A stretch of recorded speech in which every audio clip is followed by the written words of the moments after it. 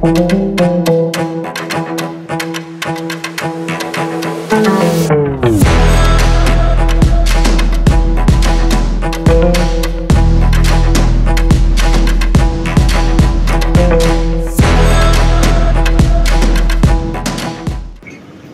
wassalatu wassalamu ala rasulillah wa ala alihi wa sahbihi wa mawala wa la hawla wa la quwwata illa billahi wa ba'd.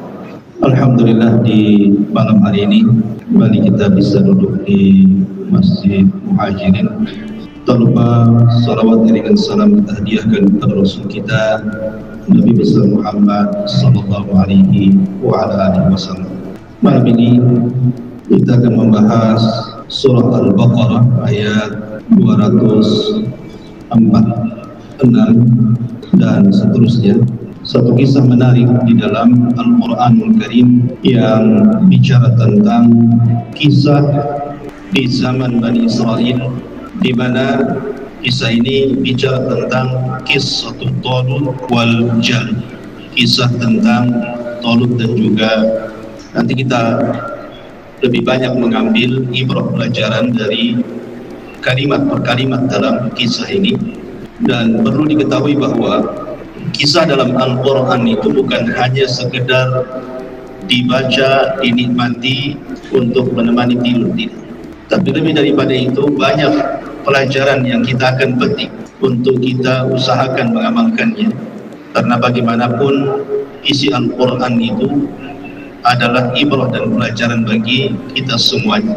Allah Subhanahu wa taala berfirman di sini pada surah Al-Baqarah ayat 246, Alam tara ilal mala'i min bani Israel min ba'di Musa.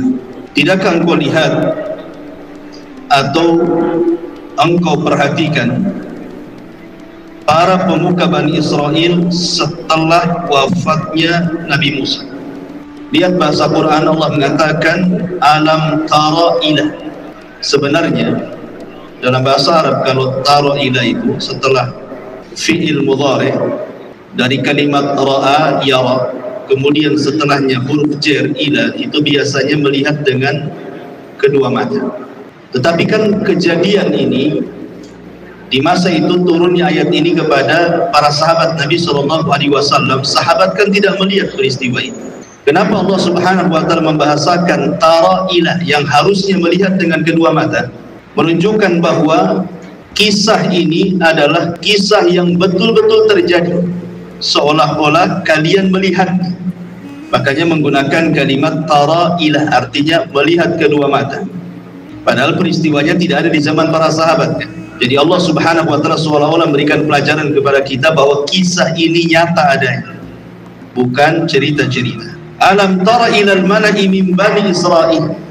Tidakkah kalian memperhatikan para pemuka-pemuka Bani Israel setelah wafatnya Musa? Artinya peristiwa ini terjadi antara Nabi Musa dan Isa. Karena nabi-nabi yang terakhir dari nabi-nabi Bani Israel itu adalah Nabi Isa bin Maryam. Itu nabi yang paling akhir dari nabi-nabi Bani Israel.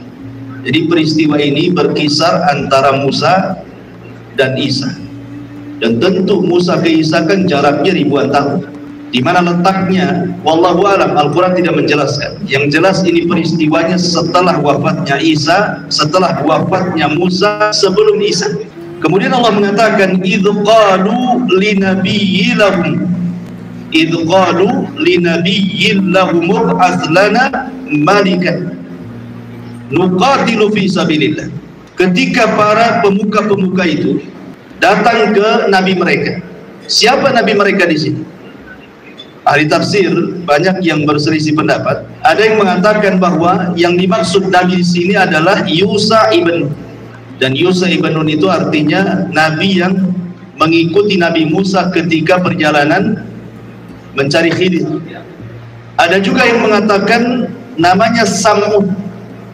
Sam'un itu diambil dari Sami Allah, karena ketika ibunya tidak punya anak, dia ingin punya anak, sekali berdoa kepada Allah Subhanahu wa taala, akhirnya diijabah, punya anak. Jadi Allah mendengar doanya, makanya kemudian disebut namanya Sam'un. ada juga yang mengatakan Samuel. Tetapi dari seluruh pendapat para ulama tafsir, yang paling rajih wallahu alam, bahwa yang dimaksud Nabi di sini artinya Nabi Samuel. Nabi Samuel namanya.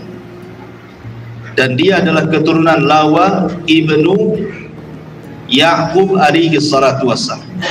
Karena Nabi SAW pernah mengatakan, jadi Bani Israel itu tasusuhumul anbiya, diutus banyak nabi.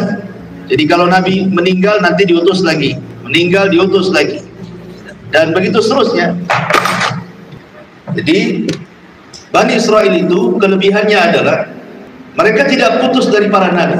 Jadi kalau nabi meninggal, datang nabi lain, datang meninggal lagi, datang lagi nabi yang lain. Begitulah Bani Israel. Dan ini karunia yang luar biasa yang Allah berikan kepada Bani Israel. Lah di zaman itu ada seorang nabi namanya Samuel. Nabi inilah yang kemudian didatangi oleh para pembesar Bani Israel dan mengatakan, ib'ats lana malikan nuqatil fi sabilillah.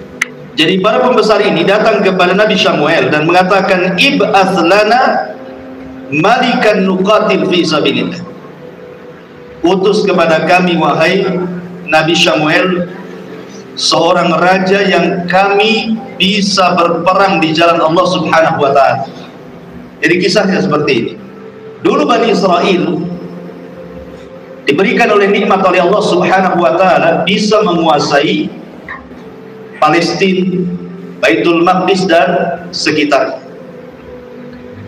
Datanglah penjajah dari kalangan Amalika, kemudian menghabisi mereka sehingga menawan wanita-wanitanya dan juga menawan anak-anak mereka dijadikan budak. Lah kemudian laki-lakinya sebagian mereka dibantai oleh orang-orang Amalika, sebagian mereka kemudian lari. Lah ketika itulah kemudian mereka hidup dalam posisi kesusahan. Ketika itulah kemudian mereka datang kepada Nabi yang diutus kepada mereka, Nabi Samuel, untuk merebut kembali dari Amalika.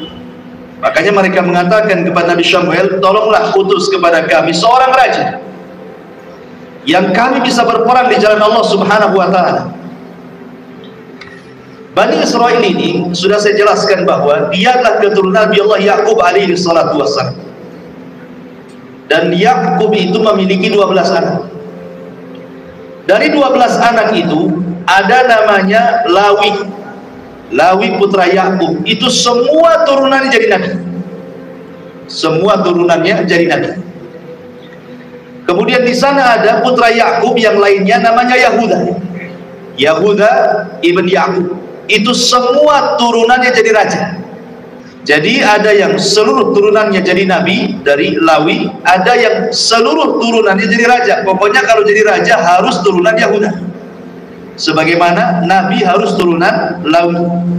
Begitulah adat istiadatnya orang-orang Bani Israel. Makanya di sini kenapa kemudian bahasa Bani Israel kepada Nabi Samuel, utus kepada kami seorang raja.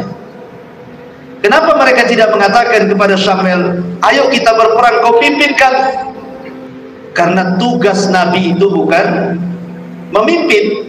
Yang memimpin seorang raja. Tugas Nabi itu hanya sekedar mengarahkan saja, memberikan wejangan-wejangan, nasihat-nasihat yang terbaik apa yang harus dilakukan. Makanya mereka tidak minta Nabi Samuel untuk memimpin perang. Justru diminta bahwa Nabi Samuel, carilah orang yang pantas untuk kami jadikan raja, biar kami perang bersama raja itu. Karena selama ini mereka dipimpin para nabi, mereka tidak mau. Sekarang kami ingin punya raja. Qala, Nabi Samuel ini tidak yakin dengan Bani Israel ini. Makanya dikatakan, hal asaitum in kutiba alaikumul qital ala tuqatil. Kata Nabi Samuel ini mengatakan, jangan-jangan kalau seandainya diwajibkan kepada kalian perang, kalian tak mau perang pula gitu. Kenapa Nabi Samuel tahu? Karena memang kehidupan mereka hubbud dunia, sangat cinta dengan dunia. Orang kalau sudah cinta dengan dunia itu kan akhirnya karahiyatul maut, pasti benci dengan kematian. Sebagaimana Nabi SAW pernah mengatakan, hampir-hampir kalian ini dikepung dari semua arah, seperti nampan yang berisi makanan dikepung orang-orang lapar. Kemudian sahabat mengatakan, Rasul, apakah amin killatin nahnu yauma idzin? Apa karena kami sedikit wahai Rasul? Kata Rasul, tidak, bal antum yauma idzin katsirun, bahkan kalian banyak. Kemudian Rasul menjelaskan penyakitnya. Kata Rasulullah, banyaknya kalian tapi sudah dikuasai penyakit wahan. Kemudian Rasul menjelaskan apa itu wahan, hubbud dunya wa karahiyatul maut, karena terlampau cinta dunia akhirnya takut kematian. Itu yang dilihat oleh Nabi Syamuel kepada Bani Israel. Jangan-jangan kalau sudah diwajibkan jihad kalian pula lari. Jadi, tetapi mereka menjawab dengan jawaban yang tegas. Qalu wa ma lana alla nuqatila fi sabilillah wa qad akhrajna min diyarina wa abna'ina. Wahai Nabi Syamuel, kenapa kami tidak mau perang bersama raja tersebut? Kau lihat kami sudah diusir, anak-anak kami, istri-istri kami juga tertawan oleh mereka. Masa kami tidak mau jihad? Alasannya kuat tuh. Alasannya kuat, ingin membela keluarga kan itu. Dan ingat bahwa jihad di zaman itu beda dengan jihad di zaman Nabi SAW. Jihad di zaman itu hanya jihadud difa' saja, bukan jihadut tolak. Jadi jihad itu ada dua, ada jihad tolak, ada jihad difa'. Jihad tolak itu artinya kita memaksa orang untuk perang. Ayo kita perang. Nah, itu namanya jihad tolak namanya. Memang pemimpin sebuah negara maksa rakyatnya untuk perang, ingin menjajah sebuah negeri, kita caplok negeri tersebut. Mungkin kalau sekarang nih kayak apa nih, kayak Rusia Ukraina lah kan, Rusia nyaplok gitu ya, mau menguasai gitu kan. Nah, mungkin semacam itu namanya tolak. Ada difa. Difa itu hanya sekedar membela diri ya, supaya jangan diserang. Lah di zaman dulu tidak ada jihad tolak namanya. Walaupun di sini mereka mengatakan ib'ats lana malikan nuqatil fi sabilillah, utus kepada kami seorang raja biar kami perang bersama mereka, melawan mereka. Maksudnya mereka itu maksudnya di sini orang-orang Amali, bukan berarti kemudian hendak mencaplok negeri yang mereka ingin, tidak, untuk mempertahankan diri. Sebab kalau mereka diam saja diserang lagi nanti. Makanya mereka ingin mempertahankan diri. Kenapa tidak ada jihad tolak? Karena nabi-nabi di zaman itu hanya diutus kepada kaumnya saja. Tapi Nabi SAW diutus kepada seluruh manusia. Makanya Nabi SAW banyak futuhat, membuka-buka daerah-daerah kan ya, mulai sampai ke daratan Iran yang disebut dengan Persia ya kan, sampai ke Romawi kan, itu diambil gitu ya. Itu namanya tolak ya. Kalau difa kan mempertahankan saja. Jadi ini bukan tolak di sini ya, di sini difa saja, karena memang lemahnya Bani Israel, sementara orang-orang Amalika itu kuat, ingin membela diri. Mereka datang kepada Nabi Syamuel dan mengatakan, wahai Nabi, pilihkan untuk kami seorang raja biar kami perang bersama raja itu di jalan Allah Subhanahu wa ta'ala. Kata Nabi Syamuel, jangan-jangan kalau diwajibkan jihad kalian tak mau perang? Kata mereka, apa alasan kami tidak perang? Oh lihatlah, keluarga kami ditawan oleh mereka. Jadi nampak alasannya jelas gitu. Tetapi lihat apa yang terjadi. Falamma kutiba alaihimul kitab tawallau illa qalilan minhum wallahu alim bidzalimin. Ketika kemudian betul-betul diwajibkan perang, tiba-tiba mereka berpaling, tidak mau ikut. Dan Allah Maha tahu dengan orang-orang yang zalim. Di sini sebenarnya Nabi Syamuel ini ingin mengingatkan kepada Bani Israel yang sok-sokan itu, yang ingin perang itu. Seolah-olah Nabi Syamuel ingin mengatakan, nanti kalau diwajibkan kepada kalian perang, nanti kalian seperti moyang kalian.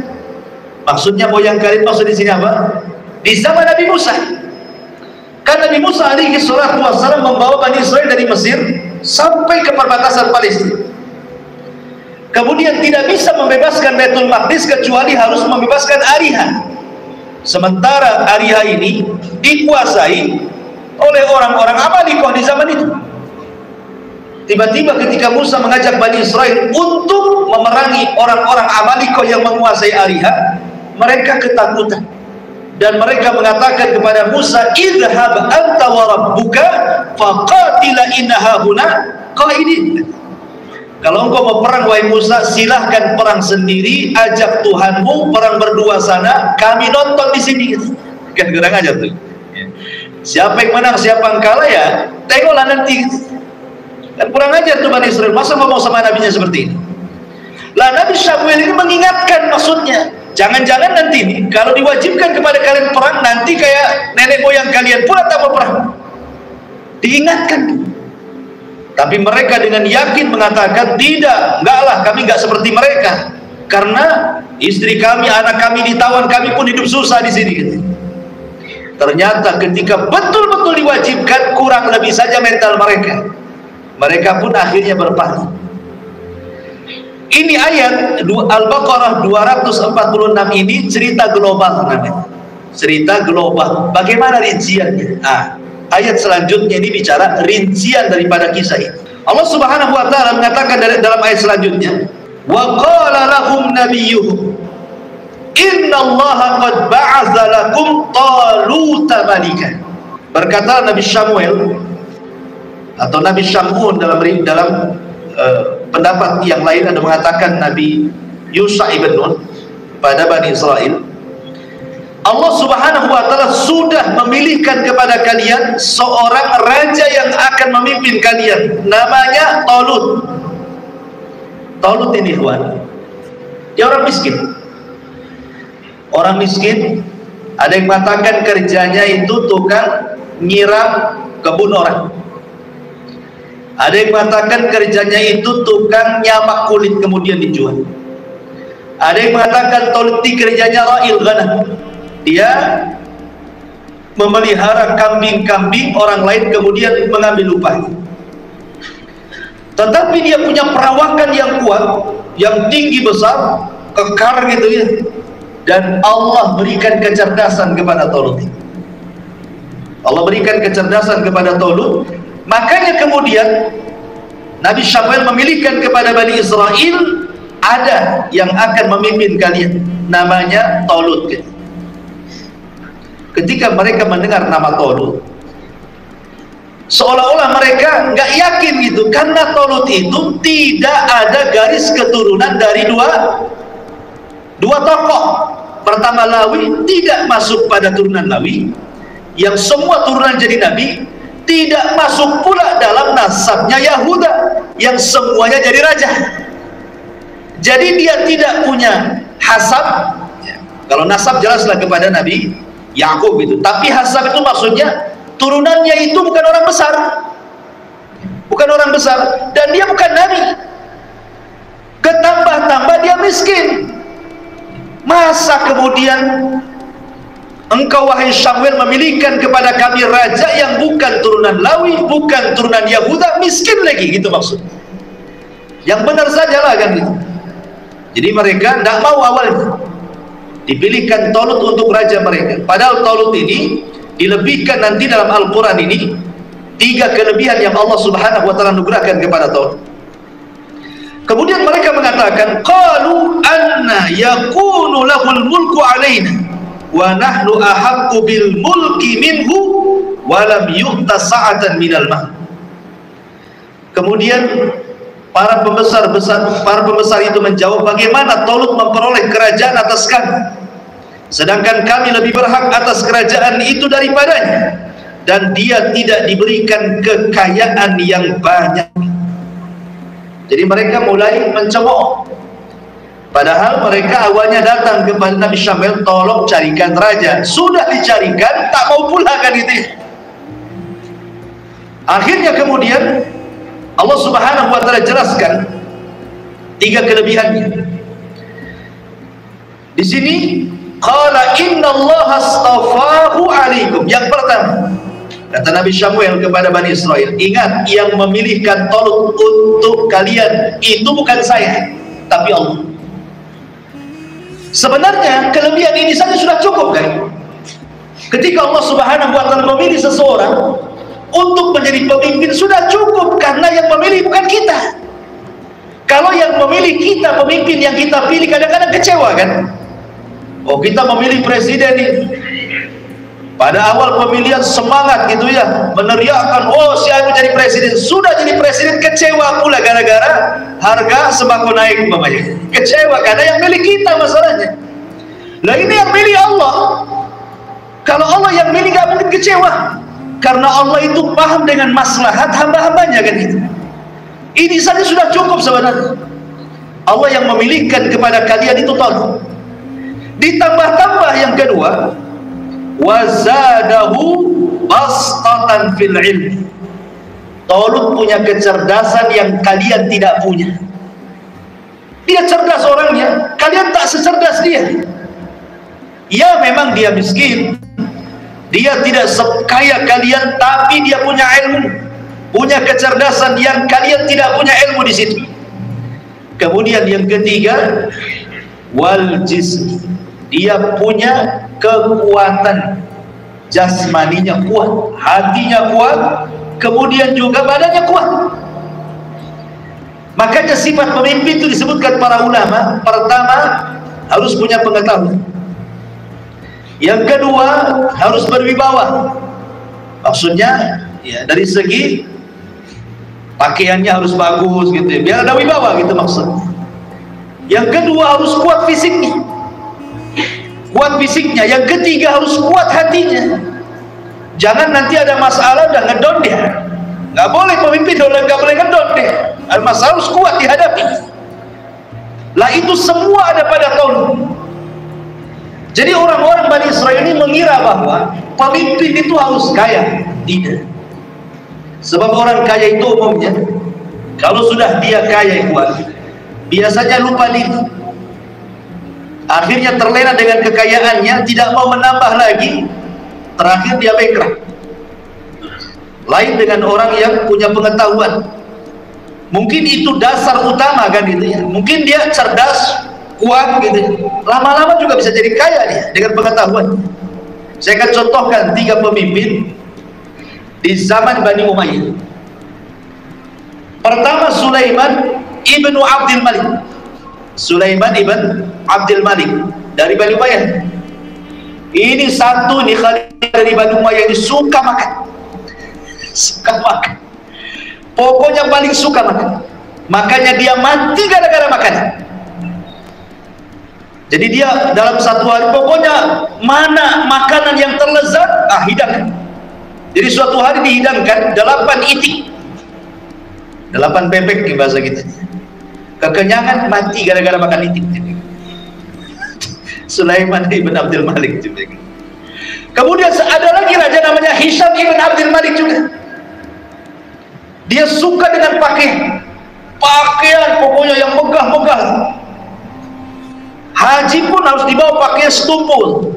Dalam satu hari itu bisa 2, 3 kali, 4 kali itu ganti pakaian itu. Kemudian yang ketiga ada namanya Raja Bani Umayyah, yang kita ma'ruf Umar bin Abdul Aziz. Umar bin Abdul Aziz miskin, tapi dia kuat, punya kecerdasan. Makanya kalau kita lihat sejarah Bani Umayyah, yang paling mencolok ketika yang menjadi raja siapa? Umar bin Abdul Aziz kan? Itu yang dikenang dari Bani Umayyah itu. Bahkan 2 tahun dia berkuasa, tidak ada orang miskin di zamannya, tidak ada orang minta-minta, karena dia mempraktekkan sistem zakat, bukan sistem pajak. 2 tahun tidak ada orang minta-minta. Bahkan keluarga Hisham ibn Abdul Malik yang dulunya kaya raya, turunannya jadi miskin, bahkan meminta-minta. Lihat ini bagaimana dicocokkan dengan kisah ini.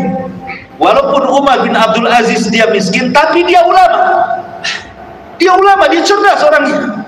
Kemudian pemberani, dan dia juga kokoh badan. Jadi kalau kita melihat cerita Talut ini, kurang lebih saja Allah Subhanahu wa Ta'ala berikan 3 keutamaan. Pertama, memang Allah langsung pilih menjadi pemimpin. Yang kedua, memang kecerdasannya melebihi rata-rata Bani Israel. Yang ketiga, fisiknya pula kuat, hatinya pula kuat. Karena seorang pemimpin harus memutuskan sesuatu. Makanya harus punya kekuatan hati, bukan fisik saja. Kemudian Allah mengatakan, wallahu yu'ti mulkahu man yasha wallahu wasi'un alim. Dan ingat, Allah memberikan kekuasaannya sesuai dengan yang dikehendakinya, bukan kita yang berkehendak. Allah memberikan kekuasaan, Allah juga yang mencabut. Kemudian Allah akhiri firman-Nya, wallahu wasi'un alim. Wallahu, dan Allah, wasi'un, sangat luas. Apanya? Ya semuanya. Luas maghfirahnya, luas rahmatnya, luas pengetahuannya, dan begitu seterusnya. Karena nama-nama Allah itu ada 5. Kalau kita bicara tentang nama-nama Allah, itu ada 5. Ada namanya Ismu Al-Jamal, Ismul Al-Jamal. Yang kedua ada namanya Ismu Al-Jalal. Yang ketiga namanya Ismu Al-Rububiyah. Kemudian Ismu Al-Uluhiyah. Kemudian yang terakhir Ismu Al-Jami'. Apa maksudnya? Kalau kita bicara tentang nama-nama Allah, yang pertama, nama-nama Allah itu ada yang sifatnya Ismu Al-Jamal, nama yang indah. Kalau kita dengar itu sejuk di hati. Seperti namanya Ar-Rahman, Ar-Rahim, Allah Maha Penyayang, Allah Maha Pengasih. Itu kan namanya. Itu nama Allah Subhanahu wa taala yang indah, Al-Wadud, penyayang gitu. Yang kedua ada namanya Ismul Jalal. Kalau dengar itu takut kita. Seperti umpamanya Allah itu Qahar. Qahar itu zat yang bisa mengirimkan azab sesuka dia. Qahar, Maha Perkasa, Maha Kuasa untuk memberikan azab kepada siapapun. Ada namanya Jabbar. Jabbar itu sombong gitu. Ya, memang Allah berhak sombong. Jadi kalau kita dengar takut, itu disebut Ismu Al-Jalal. Ada namanya Ismu Rububiyah. Nama Allah yang sifatnya rububiyah, seperti Al-Khaliq, Allah menciptakan, Al-Mudabbir, Allah yang mengatur, Al-Hayy, Allah yang menghidupkan. Itu namanya rububiyah. Ada namanya Ismu Al-Uluhiyah, seperti Allah ilah gitu ya, yang disembah gitu. Itu namanya Ismu Al-Uluhiyah. Lah ini Al-Wasi ini disebut Ismu Al-Jami'. Jadi nama Allah yang mencakup semuanya. Jadi dia luas segalanya. Mau pengetahuannya luas, ampunannya luas, rahmatnya luas, dia mencakup semuanya. Itu kalau kita memerinci tentang asma Allah, nama-nama Allah Subhanahu wa ta'ala. Masyarul muslimin yang dimuliakan Allah Subhanahu wa ta'ala. Kemudian Allah Subhanahu wa ta'ala berfirman, wa qala lahum nabiyyuhum. Nah, ini belum selesai. Mereka mengatakan, wa qala lahum nabiyyuhum, dan nabi mereka berkata, inna ayata mulkihi an ya'tiyakumut tabutu fihi sakinah. Jadi Bani Israel ini masih kurang yakin dengan 3 keutamaan itu.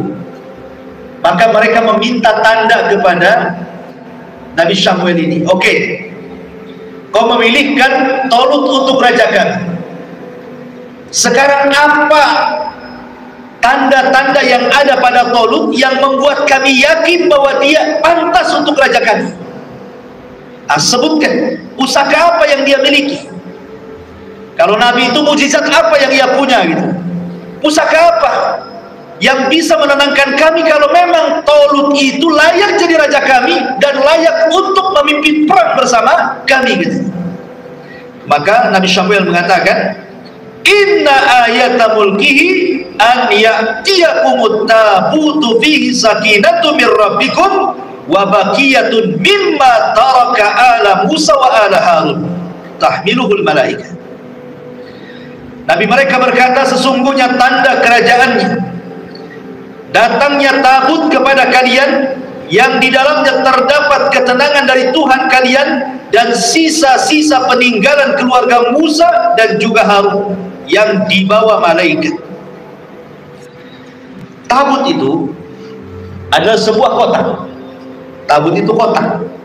Nabi Musa alaihi salatu wassalam saat pulang dari Bukit Sinai mendapatkan papan Taurat, kemudian pulang segera kan kepada Bani Israel.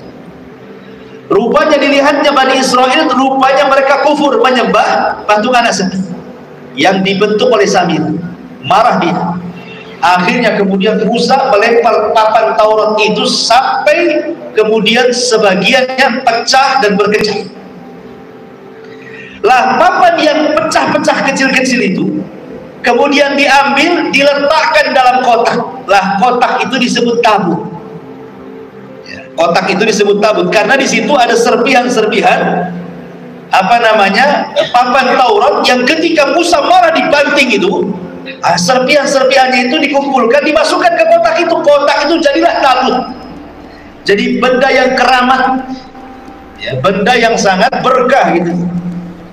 Lah biasanya Bani Israel sepeninggal Nabi Musa alaihi salatu wassalam kalau perang mereka selalu membawa tabut itu, kemudian diletakkan di depan pasukan, dan mereka sangat yakin kalau perang bawa tabut pasti menang. Itu keyakinan mereka kepada tabut itu. Ya, itulah tabut itu, kotak itu yang isinya serpihan-serpihan Taurat yang berkecah itu. Kemudian juga di sini Allah Subhanahu wa taala menambahkan wa baqiyah mimma taraka ala Musa wa Harun. Bukan hanya serpihan-serpihan Taurat saja, tetapi juga peninggalan Musa dan Harun ada di situ. Ya, tongkatnya Nabi Musa juga ada di kotak itu. Tetapi sudah tidak berfungsi lagi, itu kan mukjizat Nabi Musa. Tidak bisa dipakai oleh siapapun. Nah, mukjizat kan yang dimiliki Nabi saja kan itu. Ya hanya peninggalan saja. Ada yang mengatakan di situ rambutnya Nabi Harun, tongkatnya Nabi Harun. Pokoknya Al-Quran tidak menjelaskan, yang jelas ada sisa-sisa peninggalan para nabi.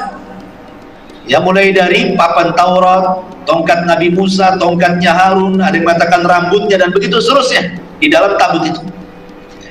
Dan wajar, namanya peninggalan para nabi itu kan berkah. Nabi SAW saja berkah kan gitu. Lihat ketika dia dicukur, saat dia sedang setelah dalam musim haji, itu rambutnya diambil oleh para sahabat, terkadang dijadikan obat rambutnya Nabi, dicelupkan ke air kemudian diminum. Terkadang ludahnya ditangkap kemudian dilus-lus ke badannya. Begitulah para nabi itu punya berkah. Tapi ini khususiah Nabi ya, ini khususiah Nabi, tidak berlaku kepada selain Nabi. Tidak bisa berlaku ke tuan guru, ke kiai, ke ajengan, ke ustadz, tidak bisa. Antum kena corona datang ke saya, ustadz pinjam satu rambutnya, makin parah corona nanti. Jadi itu khususnya Nabi, mujizat. Lah itulah isi tabut itu di situ. Masalahnya tabutnya ada di mana? Ada ahli tafsir mengatakan bahwa tabutnya itu dicuri oleh Jalut. Jadi tabut itu dicuri oleh Jalut ketika Jalut memimpin Amaliko menyerbu Bani Israel. Karena Bani Israel lah dicurilah tabut itu oleh mereka. Kemudian tidak lagi di tangan Bani Israel. Makanya mereka tidak pede melawan Jalut karena tidak punya pusaka. Makanya kemudian akhirnya Talut dikaruniai pusaka itu. Dengan cara apa? Allah utus malaikat mengambil dari tangan Jalut kemudian diterbangkan ke langit. Malaikat kan nggak nampak, jadi yang nampak kotaknya di langit. Kemudian turun persis di depan Jalut, dan itu disaksikan Bani Israel. Baru mereka mengatakan mereka mengatakan, kalau sudah ada tabut kami yakin dan kami siap untuk dipimpin Talut. Begitulah Bani Israel. Kalau nggak ada itu, mereka nggak mau mengakui Talut sebagai pemimpin mereka. Dan menunjukkan tabut ini kalau sekarang ini kayak lambang lah. Kayak negara kita ini ada bendera pusaka merah putih gitu ya. Zaman dulu lah, zaman Bung Karno, Hatta kan. Setiap negara kan punya lambang. Jadi mereka kan minta lambang masalahnya. Kalau memang Talut jadi nabi itu apa lambangnya? Dan di negeri kita kan masing-masing punya lambang tuh, masing-masing daerah itu. Kayak Madura celurit gitu. Orang Sunda kijang, Melayu apalah kan itu. Kalau di Yaman jambiah gitu. Jadi masing-masing ada lambangnya. Jadi mereka ketika minta lambang itulah, maka dikirimkan tabut di bawah malaikat terbang ke langit persis di depan dia. Itu riwayat Abdullah bin Abbas radhiyallahu anhu. Maka Allah Subhanahu wa taala mengatakan, "Inna fi dzalika laayatan lakum in kuntum mu'minin." Itu semua adalah sungguh-sungguh menjadi tanda kebesaran Allah bagi kalian kalau kalian beriman kepada Allah Subhanahu wa taala. Kemudian di sini ada kalimat, kenapa tabut mereka perlu tabut itu?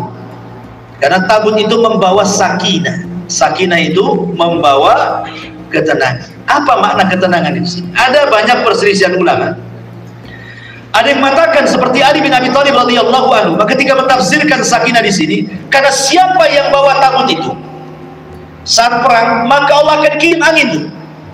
Dan angin itu akan masuk di hati-hati para prajurit, kemudian membawa ketenangan, dan mereka yakin pasti menang. Ini satu pendapat. Pendapat yang kedua adalah pendapat dari Wahab ibn Munabbih.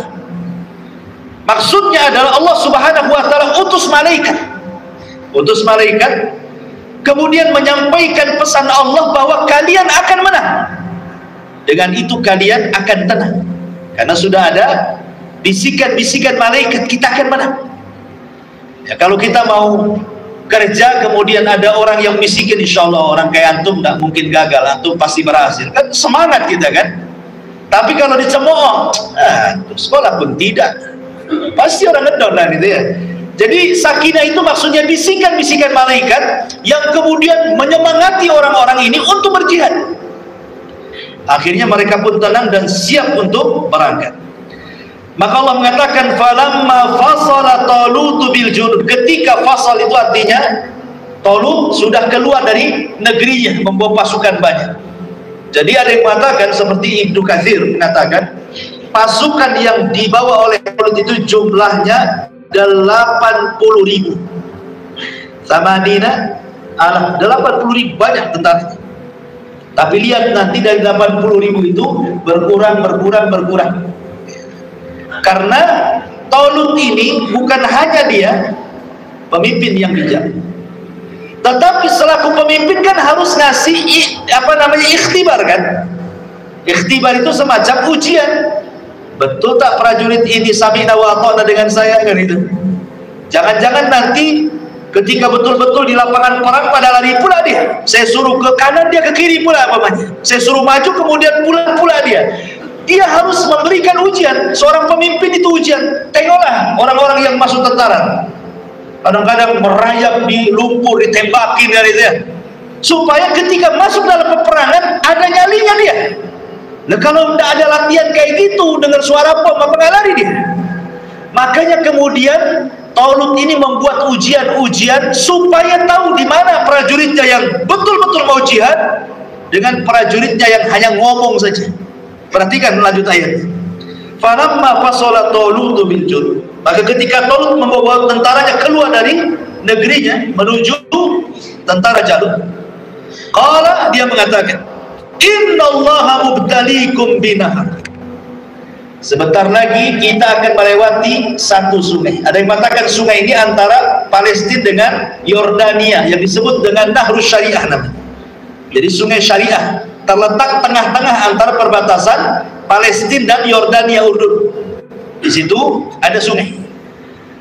Kata Talut, bentar lagi nih kita melewati sungai itu. Dan Allah subhanahu wa ta'ala akan uji kalian. Apa ujiannya? Faman syariba minhu falaysa minni wa man lam yat'amhu fa innahu minni illa man iqtarafa ghurfatan biyadihi. Orang ini kan sudah jalan jauh, meninggalkan daerahnya. Mereka menyusuri padang pasir, menyusuri bukit, menyusuri lembah. Mereka kehausan. Kemudian kata Talut, sebentar lagi kalian akan lewat di sungai. Siapa yang minum dari sungai itu, maka dia tidak berhak mengikutiku sampai melawan jalan. Wa man lam yat'amhu fa innahu minni. Tapi siapa yang tidak mengambil air untuk diminum, lewat gitu saja, itulah pasukan. Tapi kemudian Talut merasa kasihan juga kalau nggak minum kan. Kata Talut, boleh, tetapi satu cidukan tangan saja. Bukan dua tangan gini, dua tangan banyak. Satu cidukan segini saja lah, satu tangan aja. Ambil, udah gitu aja. Iya, cuma satu itu aja. Kalau dua gini agak banyak kan itu. Ghurfatan wahidah itu maksudnya dengan satu tangan yang ngambil gitu. Karena kasihan. Lihat bahasa Quran, Allah mengatakan wa man lam yat'amhu. Ta'am itu artinya makan. Bagi orang yang nurut dengan Talut, walaupun dia satu ciduk tangan nih, maka itu sudah mengenyangkan bagi dia. Kenapa? Karena mentaati perintah Allah. Tapi bagi yang minum banyak, tidak kenyang-kenyang dia, nggak hilang hausnya, karena dia bermaksiat kepada Allah Subhanahu wa Ta'ala. Apa yang terjadi? Fasharibu minhu illa qalilan minhu. Tiba-tiba yang minum banyak, lebih banyak dibandingkan yang minum satu tegukan saja. Di sini menunjukkan bahwa ahli maksiat itu jauh lebih banyak dibandingkan ahli taat, kan gitu. Ahli maksiat itu lebih banyak, karena orang maksiat itu tidak perlu belajar, kawan. Orang maksiat itu tidak perlu belajar, beli aja khamar minum, gitu ya, tidak perlu sekolah lagi. Tapi kalau orang taat itu ada sekolahnya, makanya ngaji, duduk di majelis ta'lim, nah, kan itu ya. Kalau ahli maksiat tidak perlu ngaji tuh, datang aja berzina sana, minum khamar, berjudi, berdusta, itu udah maksiat. Di sini hikmahnya adalah bagaimana Talut ini ingin memilah-milih siapa pasukan yang jujur, siapa pasukan yang berdusta sebenarnya. Disinilah mereka diuji dengan ketaatan kepada pemimpin. Makanya kenapa Nabi SAW ketika bersabda dalam hadis Irbad bin Sariyah radhiyallahu anhu, ketika Hajjatul Wada, kalimat yang pertama setelah takwa apa? Was-sam'i wat-tha'ah. Kalian harus mendengar dan taat kepada pemimpin kalian. Karena taat dengan pemimpin itu kemaslahatan bangsa. Kalau seandainya tidak taat, bisa ribut kan itu. Ini loh, taat dengan jenderalnya, mana bisa menang. Makanya Talut hanya ingin melihat pasukan yang betul-betul taat dengan dia saja. Dengan cara apa? Dikasih ujian. Allah perintahkan, kalian akan lewat sungai, kalian boleh minum hanya satu teguk saja. Yang lebih dari itu jangan ikut melanjutkan perjalanan, pulang lagi kalian. Kemudian rupanya hanya sedikit. Ada yang mengatakan, kata Ibnu Katsir, dari 80.000 orang itu yang minum 76.000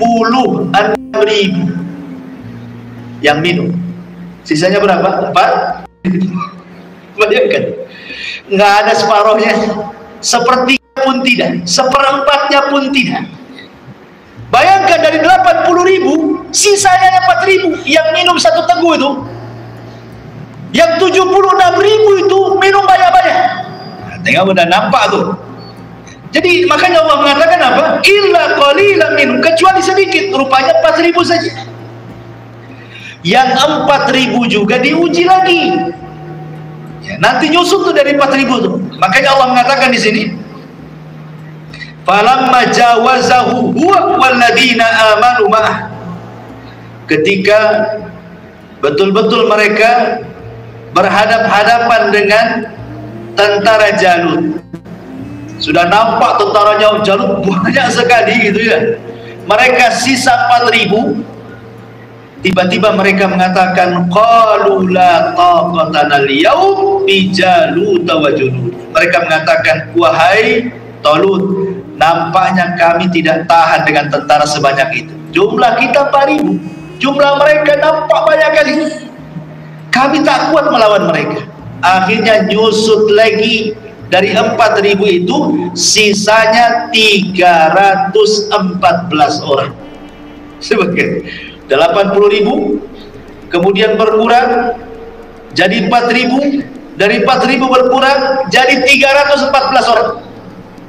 Makanya dalam hadis Bara bin Azib yang dikeluarkan Imam Bukhari, jumlah tentara Talut sama dengan jumlah tentara Badar.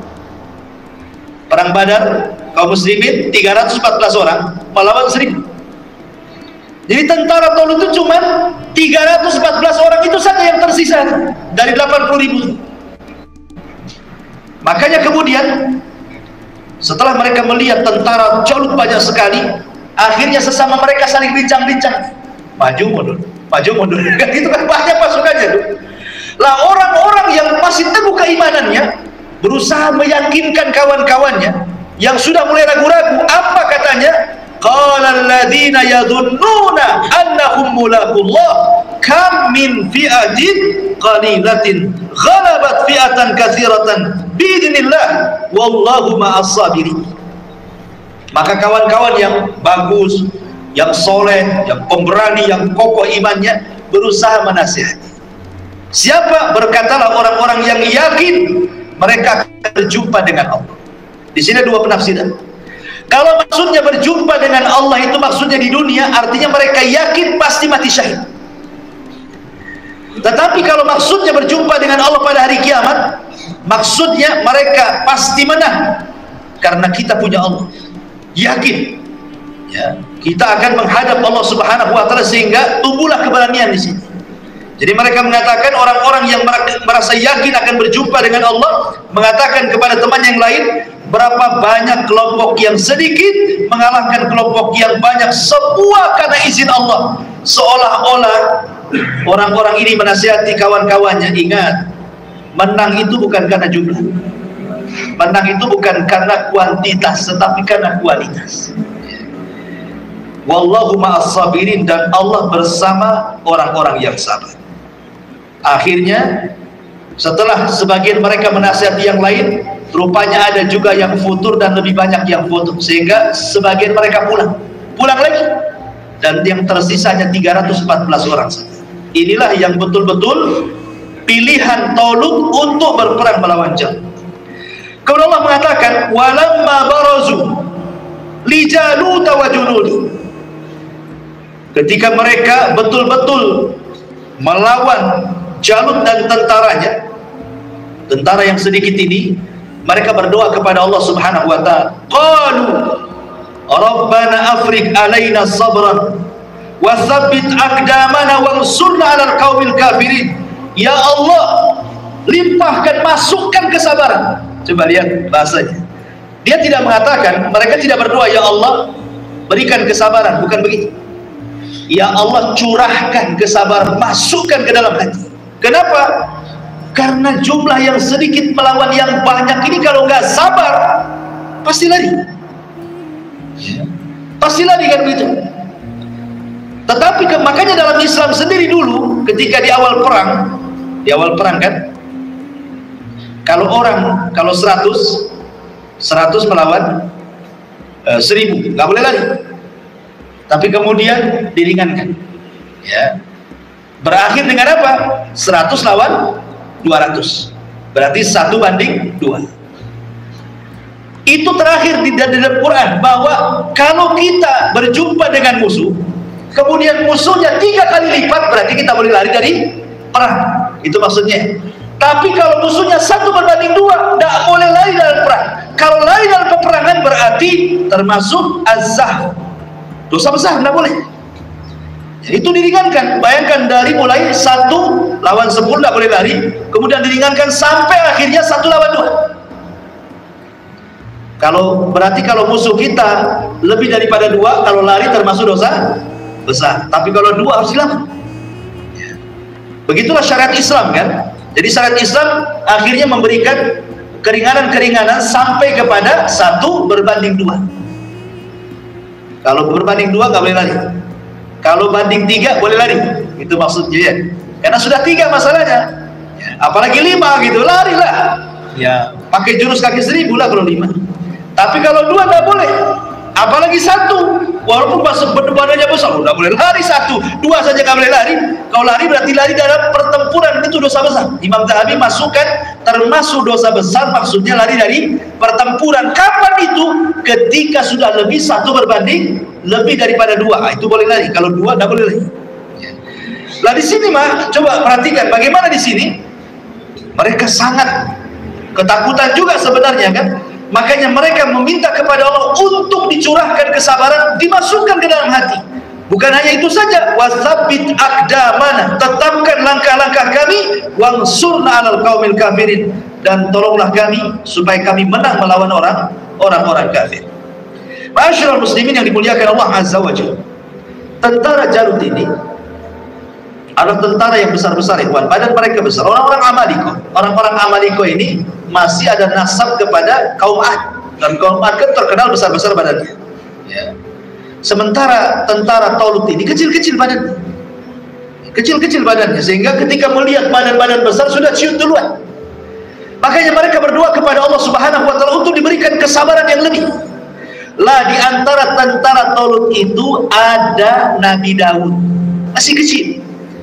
Sampai-sampai ahli tafsir mengatakan umurnya kurang dari 20 tahun, masih kecil, masih belasan tahun. Itu pasukan termuda yang tergolong pemberani.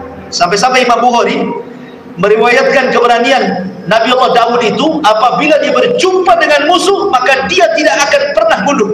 Keberanian Nabi Daud itu. Nabi Daud ini adalah Nabi yang suka menggembala kambing, sama dengan Nabi Muhammad, penggembala kambing.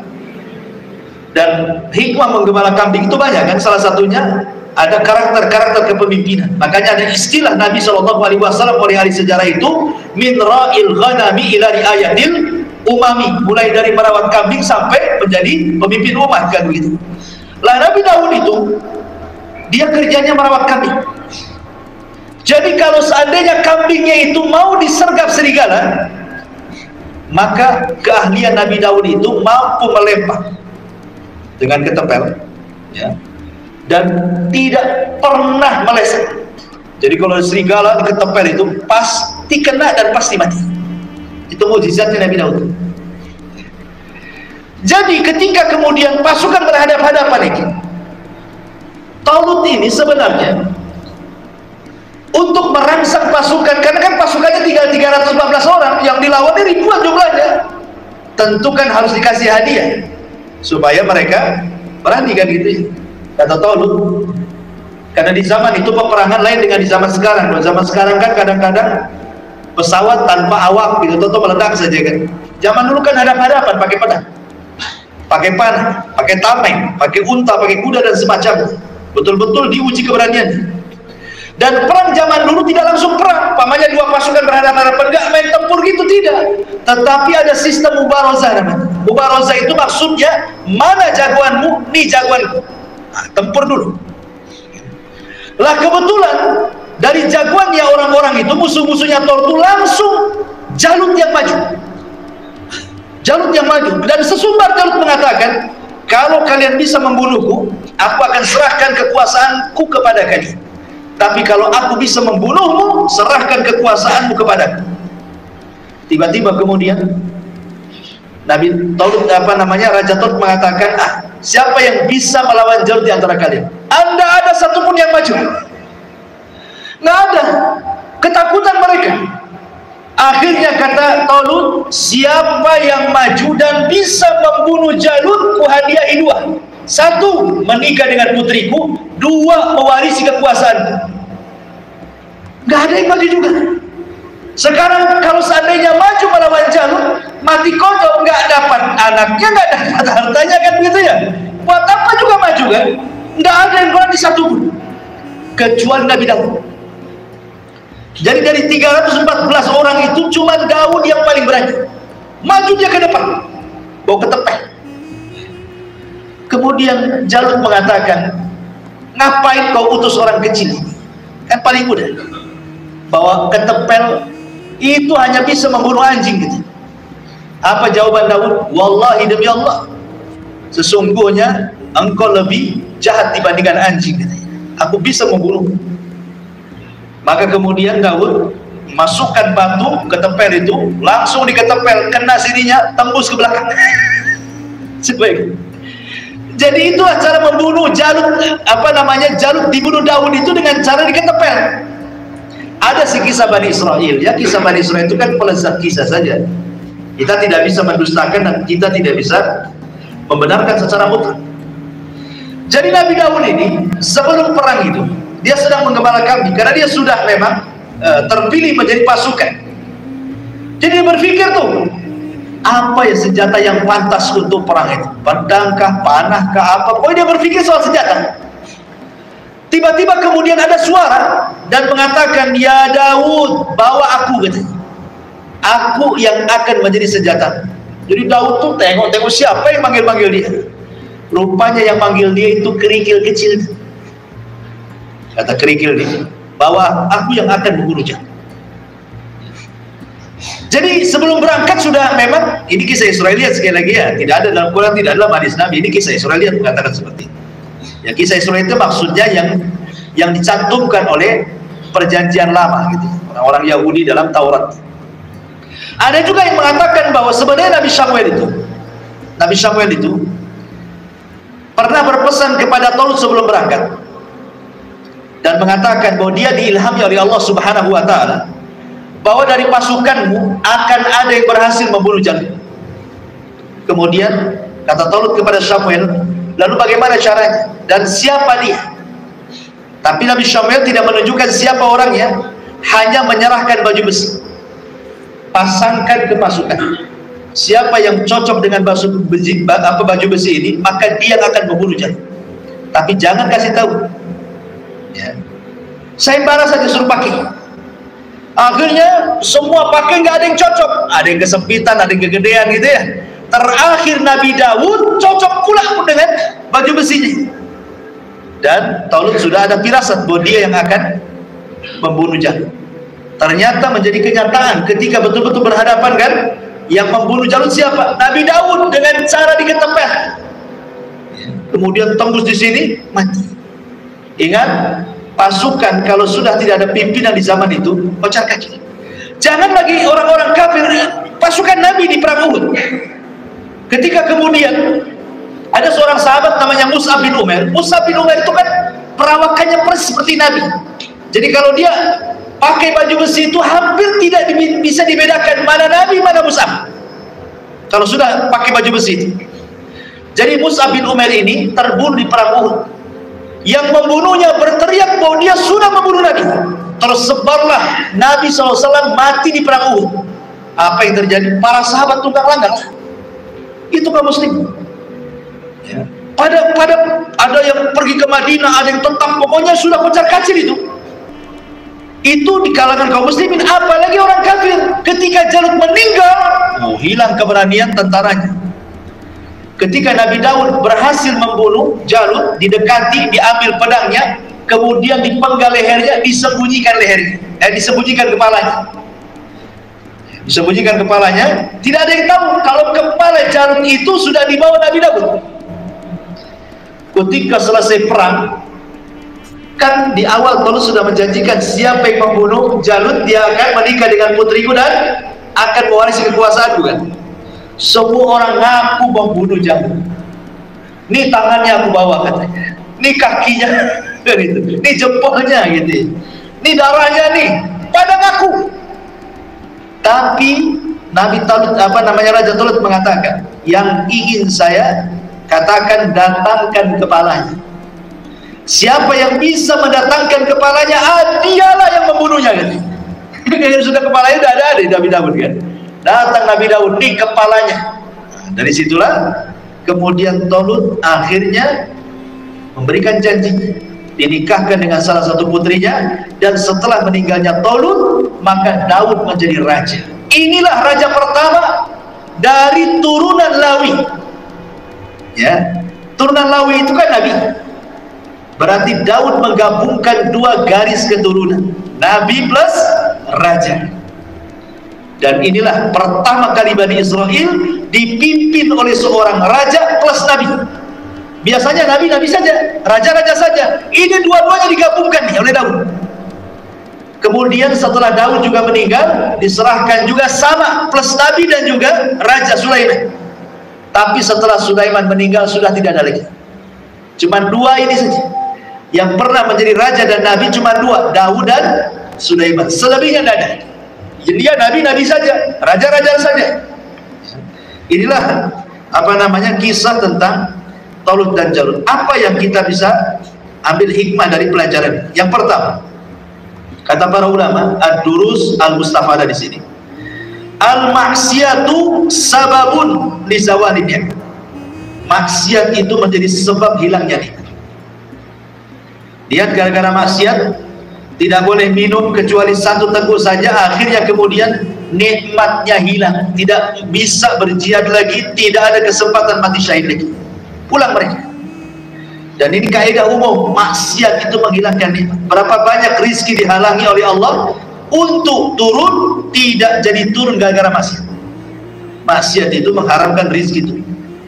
Walau rizki itu bukan hanya sekedar harta ya. Ada orang maksiat Ustaz, tapi hartanya banyak katanya. Bukan itu. Rizki yang sesungguhnya itu dalam hati. Betapa banyak orang-orang yang ahli maksiat kemudian diberikan harta banyak, hatinya ada ketenangan. Ya. Makanya kata Syekh Abdul Qadir Jailani, persis ucapannya dengan Sufyan Ats-Tsauri rahimahullahu ta'ala. Orang kalau sudah tidak punya keinginan dunia, kalau sudah tidak punya keinginan pangkat, jabatan, kepemimpinan atau apalah dari dunia-dunia ini, ketika hati itu kosong, dia tidak suka harta lagi, dia tidak suka jabatan lagi, dia tidak suka kepemimpinan lagi, apa yang kira-kira dimasukkan ke dalam hati? Maka beliau berdua mengatakan, masukkanlah ke dalam hati akhirat. Ya, masukkan ke dalam hati urusan akhirat. Ingat mati, ingat kubur, ingat padang mahsyar, ingat neraka gitu. Supaya apa? Supaya kekosongan hati yang tadinya memang tidak cinta dengan dunia pangkat, kemudian dimasukkan kepada dia perasaan bahwa dia akan mati, bahwa dia akan diadab, bahwa dia akan dipertanggungjawabkan, bahwa ada hisab dan begitu seterusnya. Maka ketika itu tidak ada lagi kecintaan, sehingga ketika datang dunia kepada dia, maka hanya sebatas di tangan, tidak sampai di hati. Itulah hakikat zuhud namanya. Letakkan kekayaan dalam hati, letakkan jabatan hanya sampai di tangan, letakkan kekayaan hanya sampai di tangan, letakkan kepemimpinan hanya sampai di tangan. Sebab kalau seandainya itu diletakkan di hati kemudian hilang, itu sakitnya luar biasa. Ya, sakitnya luar biasa, sedihnya luar biasa. Ketika jabatan hilang, sedihnya luar biasa, stres bisa jadi gila nih. Ketika harta hilang, sedihnya luar biasa, susah diobati. Tapi kalau semua diletakkan di tangan, hartanya sampai di tangan, hilang pun dari tangan. Jabatan itu sampai di tangan, hilang pun hanya dari tangan. Sehingga datang tidak membahagiakan, pergi pun tidak menyedihkan. Itu maksudnya. Di sini ada faedah bahwa maksiat itu menghilangkan nikmat. Yang kedua, al-mu'min idza asa yusari'u ila taubah. Seorang mukmin itu kalau bermaksiat bersegera tobat. Bahkan ada hadis mengatakan bahwa seorang mukmin itu melihat dosa seperti dia duduk di samping gunung yang akan tumbang. Gimana caranya? Ini kita duduk, ini gunung Sinabung umpamanya yang mau meletus. Tidak mungkin kita diam saja, pasti kita lari, ya kan? Itulah seorang mukmin ketika melihat dosa, kata Nabi, seperti seseorang yang duduk di samping gunung yang sebentar lagi mau meletus, pasti dia lari. Tapi orang fasik melihat dosa seperti lalat. Rasul mengatakan seperti lalat. Lihat lalat itu, dia nempel di hidung, ditepak datang lagi. Dia nempel di hidung, ditepak datang lagi. Itu lalat. Artinya orang fasik itu taubatnya hanya sesaat. Habis maksiat nyesel, besok maksiat lagi. Habis maksiat nyesel, besok maksiat lagi. Seperti itulah orang fasik. Makanya di sini maksiat itu seorang mukmin idza asa yusari'u ila taubah, bersegera untuk bertobat kepada Allah Azza wa Jalla. Kemudian yang ketiga, qimatul insan bil iman, bahwa mulianya seorang manusia itu gara-gara iman, dan iman itu ada di hati. Mulianya manusia itu ada dalam keimanan. Dan ingat bahwa ruh dalam jasad itu yang menjadikan orang mulia. Ruh dalam jasad itu yang menjadikan orang mulia. Sebab kalau ruh sudah hilang dari jasad, nggak akan mulia lagi jasad. Coba kalau ada orang mati, lemparkan di jalan raya, jangan dikubur, lemparkan di jalan raya. 3 hari saja pasti sudah busuk. Lalat datang dari mana-mana, tidak ada orang berani mendekatinya, yang ada orang mencelanya, ya kan? Itu kalau tidak dikubur tuh, pasti jasad itu hina di mata manusia. Karena yang menjadikan jasad itu mulia itu ketika ruhnya masuk. Ketika ruhnya masuk, dia hidup, barulah pangkatnya berjejer di pundakan gitu ya. Bintang-bintangnya baru nampak di bajunya, baru dia hormati orang. Tapi kalau ruhnya hilang, walaupun jenderal presiden sekalipun letakkan jasadnya di jalan, mungkin kalau sudah busuk dihina orang. Ya. Lah iman itulah, iman itu bagian daripada asupan ruh. Ya. Makanya qimatul insan, bahwa mulianya seorang manusia itu ada pada ini. Kemudian yang nomor 4, laisa lil abdi ikhtiyar fi ma amarallah. Seorang hamba tidak ada pilihan kalau Allah sudah perintahkan. Lihat di sini kisah Tolut. Allah sudah memilihkan, yang memilihkan Tolut itu bukan Nabi Samuel tapi Allah. Ketika Allah yang memilihkan, tidak ada ikhtiar bagi hamba, karena yang tahu kemaslahatan kita ini Allah. Jadi ketika Allah memilihkan sesuatu itu sangat terbaik bagi kita. Artinya di sini kita diajari apa? Qanaah. Apa qanaah itu? Redho dengan pemberian Allah, bisa saja itu terbaik bagi kita. Ya, qanaah itu maksudnya redho. Mau sedikit alhamdulillah, banyak alhamdulillah, karena Allah tahu ada hamba itu kalau diberikan kekayaan makin kufur nih. Ada hamba itu kalau seandainya dimiskinkan makin kufur. Jadi Allah itu sebenarnya ketika memberikan kekayaan kepada hamba itu sedang ukur tuh. Ini kalau jadi kaya, ini jadi korun, nah gitu maksudnya. Ini kalau miskin nih, ini kufur kali nih. Makanya kadang-kadang ada yang disengaja seorang mukmin diberikan kekayaan, dengan kekayaannya bersedekah, makinlah dia beramal saleh. Ada orang miskin makin dimiskinkan oleh Allah, makin sabar masuk surga dengan kesabarannya.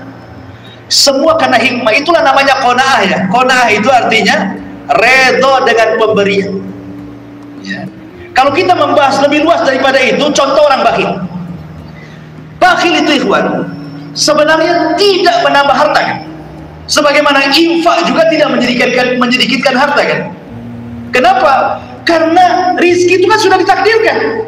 Anda bakhil nih, pikirnya orang bakhil itu kalau bakhil kan untuk menumpukan harta nanti banyak kan? Anda akan memperbanyak harta ke orang bakhil. Kenapa? Oh sudah dijatah sama Allah di Lauhil Mahfuz rizkinya segitu. Sama dengan orang infak juga, tidak lantas kalau infak dia sedikit hartanya, tidak juga. Bahkan orang yang infak itu justru makin banyak hartanya. Maka yang paling utama di sini qanaah lah, benar. Yang paling benar lah qanaah. Terimalah pemberian Allah, karena Allah paling tahu dengan pemberian itu maslahat apa bagi hambanya. Nah ini juga penting ya. Laisa lil 'abdi ikhtiyar fi ma amarahu. Kemudian juga faedah yang kelima dari kisah ini, di sini bahwa Nabi siapa? Allah Subhanahu wa taala ingin mengajarkan kepada Bani Israel lewat ujian minum di Nahrus Syariah, sungai syariat antara Palestina dan Yordania ini. Kenapa Allah berikan ujian seperti ini? Kenapa Allah katakan siapa yang banyak minum bukan termasuk tentara Tolut? Siapa yang minumnya satu gayung tangan saja, maka dia termasuk tentara Tolut. Allah ingin mengetahui bahwa kalau kalian tidak sanggup untuk berperang, jangan memaksakan diri. Buktinya kalian tidak sanggup, ujian ini saja tidak sanggup. Mau perang pula kalian. Baru menahan haus saja tidak sanggup, kan itu. Mau melawan musuh pula, kan itu. Dari sini menunjukkan bahwa disuruh jihad itu yang pertama lawan hawa nafsu. Sebelum kita melawan orang, lawan hawa nafsu dulu. Itulah hakikat keberanian, kata Nabi. Orang berani itu bukan orang yang ahli gulat, tidak, kata Rasulullah, tapi orang yang bisa mengalahkan hawa nafsunya. Dan di sini menunjukkan bahwa hendaklah seseorang itu melihat kadar kemampuan dia. Kadar kemampuan dia. Kalau dia tidak sanggup, jangan dipaksa dalam agama. Karena itu akan mengecewakan, akan membuat dia gagal. Kalau dia tidak sanggup. Contoh umpamanya, antum sakit, baru kecelakaan, tidak sanggup berdiri. Dia berpikir, oh, ini sholat gak boleh, harus berdiri rukun. Antum paksakan, madarat bagi antum, madarat bagi sholat kan. Sudah nggak khusyuk, nahan sakit, makin sakit pula kaki. Makanya di sini dalam beramal itu sesuai dengan kemampuan juga. Kemudian juga di sini qalilun minar rijal alladzina yathbutuna inda syada'id. Rupanya sedikit sekali orang-orang yang kuat mental ini ketika ditimpa musibah. Ya betul kata Rasul. Terkadang manusia apabila diuji dengan nikmat dia bisa bersyukur, tapi tidak banyak orang ketika diuji dengan musibah dia bisa bersabar. Kalau diberikan nikmat bisa dia bersyukur, tapi kalau dia diuji jarang orang bersabar. Hanya sedikit sekali, kata Nabi SAW, orang-orang yang bersabar. Makanya wajar kalau seandainya tingkat pahala sabar itu paling besar dari seluruh amal yang diperintahkan oleh Rasulnya, karena tidak ada lipatan pahalanya. Kalau sedekah kan ada 700 kali lipat, kan itu ya. Atau sholat sekian kali lipat. Antum sholat di Masjidil Haram sama dengan 100.000 kali sholat di Muhajirin, jelas lipatannya. Tapi sabar itu tidak jelas lipatannya, karena Allah mengatakan innama yuwaffas sabiruna ajrahum bighairi hisab. Kami akan berikan balasan bagi orang-orang yang sabar itu tanpa batas, hanya Allah yang tahu lipatannya. Kemudian yang terakhir di sini, doa Allah min ajlil intisar, pentingnya berdoa kepada Allah untuk mendapatkan sebuah kemenangan, kesuksesan dalam hal apapun, bukan hanya dalam perang saja. Dalam kehidupan kita pun, kalau kita ingin sukses, berdoa. Makanya dalam surah Al-Fatihah ada kalimat iyyaka na'budu wa iyyaka nasta'in. Dua lafaz inilah yang menjadikan Rasul kalau ada masalah sholat. Kata Aisyah radhiyallahu anha, kana Nabi sallallahu alaihi wasallam idza hajabahu amrun fazia ila shalah. Rasul itu kalau ada permasalahan besar sekali, maka Rasul langsung sholat. Kenapa? Karena Allah mengatakan wasta'inu bis sabri wa shalah. Mintalah pertolongan dengan sabar, kemudian dengan sholat. Maksud dengan sholat di sini, maksudnya dengan kalimat iyyaka na'budu wa iyyaka nasta'in. Dua kalimat inilah yang melibatkan Allah dalam urusan kita. Maka sebesar apapun urusan Anda, kalau Allah terlibat menyelesaikannya, pasti ada jalan keluarnya. Tapi sekecil apapun masalah, kalau Allah tidak terlibat, maka akan sulit untuk diuraikan. Itu kaidah, ya. Makanya di sini juga ada doa yang paling penting. Setiap permasalahan maka panjatkan doa kepada Allah, baru kemudian akhdhu bin asbab, mencari sebab untuk menguraikan masalahnya. Wallahu a'lam. Inilah di antara faedah dari kisah tentang Talut dan Jalut, mudah-mudahan manfaatnya. Subhanaka wa bihamdika asyhadu an la ilaha illa anta astaghfiruka wa atubu ilaik. Allahu ta'ala. Assalamualaikum warahmatullahi wabarakatuh.